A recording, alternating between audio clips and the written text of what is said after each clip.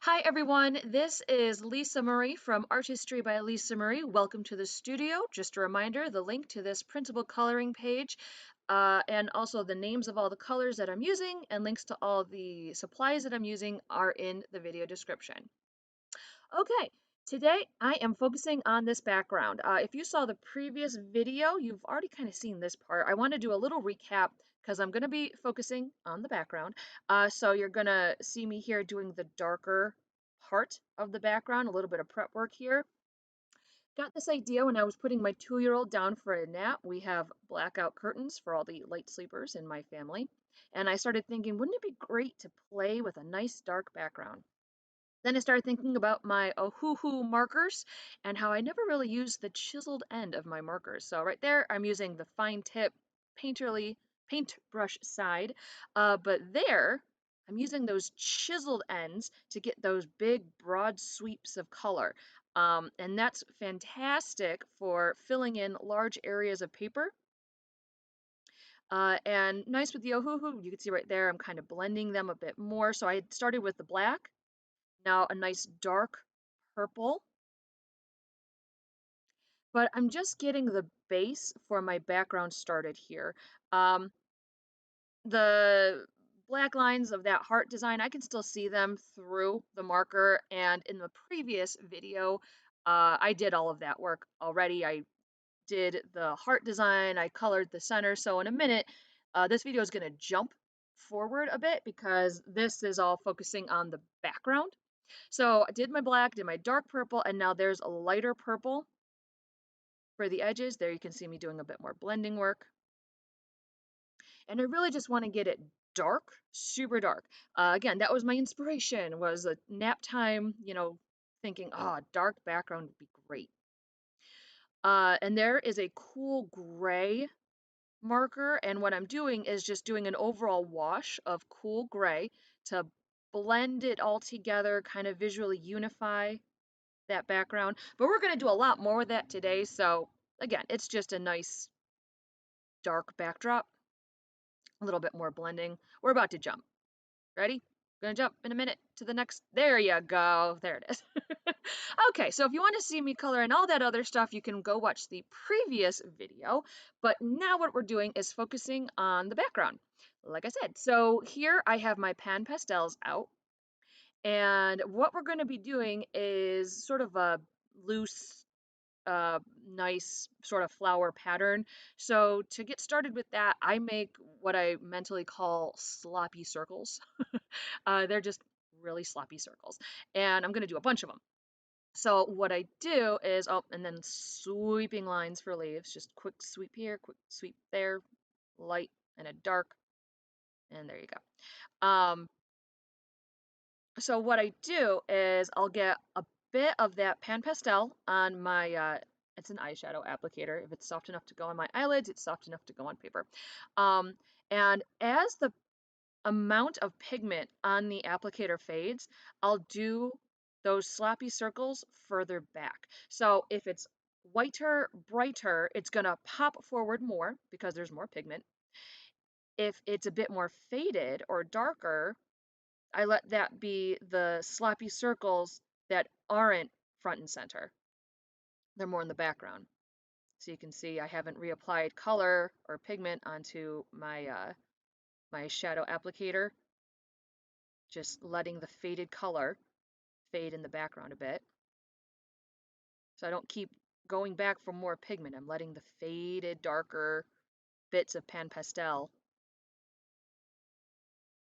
work to give a sense of depth. And then some sweeping green leaves. Right now we're just getting almost the feel, the feel of the flower shape, the feel of the leaves. And then I go back to filling in all of this area. See how, oh, that's a good example right there. Faded color. Fills in the space a little bit, but because it's faded, not a lot of pigment, blends very nicely with that dark background and gives a fantastic sense of depth. And I'm kind of just having fun too, just sort of playing and figuring out where I'm going to do my next sloppy circle. And I start when I have a lot of pigment. You'll see I start by doing a bunch of those big sloppy circles, and then as the pigment fades on my applicator, that's when I go around and I do some of those little background flower outlines.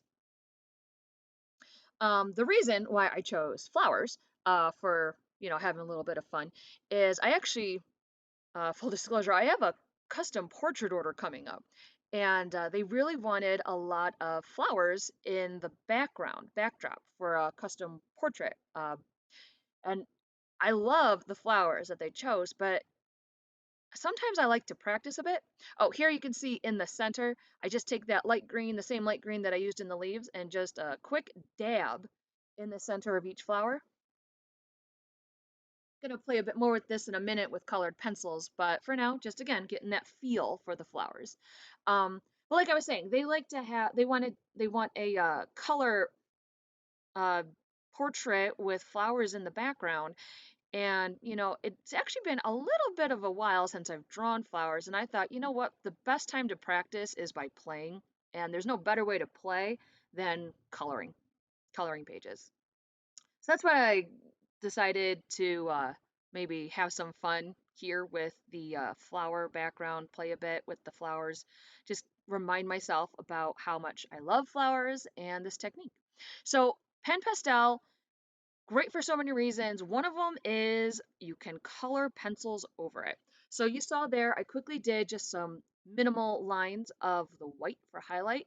And now the green, um, I'm actually going right over the pan pastel, quick little dashes of color, quick little lines, pulling that green center pan pastel and blending it slightly with those green dashes straight from the center outward. Think that green is a lime peel green, but again, I'll write down all the colors for you in the video description.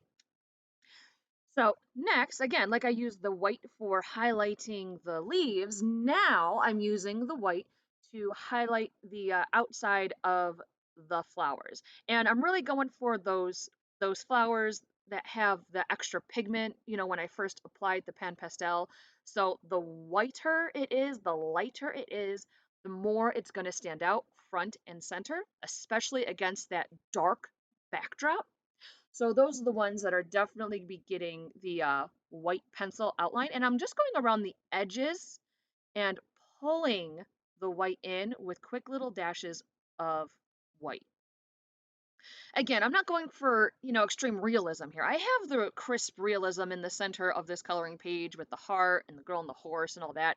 This is just a nice, soft, pretty background that I wanted. Um, Again, just so I could keep playing and experimenting with the flowers. Because I'm going to be doing this a lot when I do that custom portrait, so I need to start practicing now. I do love doing color or pencil portraits. If anyone knows my art studio, that's actually how I got started doing custom pet portraits, and I love doing portraits of animals. I think they're the best models. Um, And then my second favorite after pet portraits is baby portraits because they're adorable. But something I've noticed, same thing between animals and, babies, they're not conscientious. They're not embarrassed. They can be silly, they can be funny. They don't care how they look. They just are who they are. And it's just so refreshing. They're the best models. And that's why to this day, I still do custom portraits. It's just very, very fun and very refreshing, kind of keeps me on my toes as an artist. So now you can see I'm going around and just reapplying the white. I'm slowly adding up the white a bit there. And next is the little bit of color. So in that main central image, you can see I have that pink. And now I'm going to visually tie that together by using pink in the flowers. So again, it's not striking, it's not a ton of pink, it's just quick lines of pink going from the center out. Gives kind of that flower petal feel, that rippling petal feel, or ruffling petal feel. I'm not sure how you would describe it, but a lot of texture. I'm going to say texture. A lot of texture in the flowers. with just these quick dashes of lines of color. And visually, it ties in with the central image because the pink with the pink.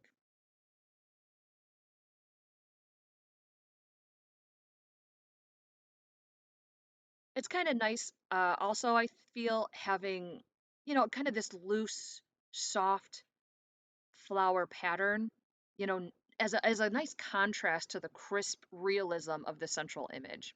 Now I'm taking a slightly darker pink, just for, a bit of contrast there, build it up a bit more. And just the same thing though, quick lines of color going from the center and pushing outward. And I'm not doing all the flowers. Remember, just the ones that are front and center, the ones that are more towards you visually. The ones in the far, far back, they're just, those sloppy circles. Not sure if sloppy circles is the best way to describe that, but that's what I'm going with. And there it is. It's just a nice, gentle floral background.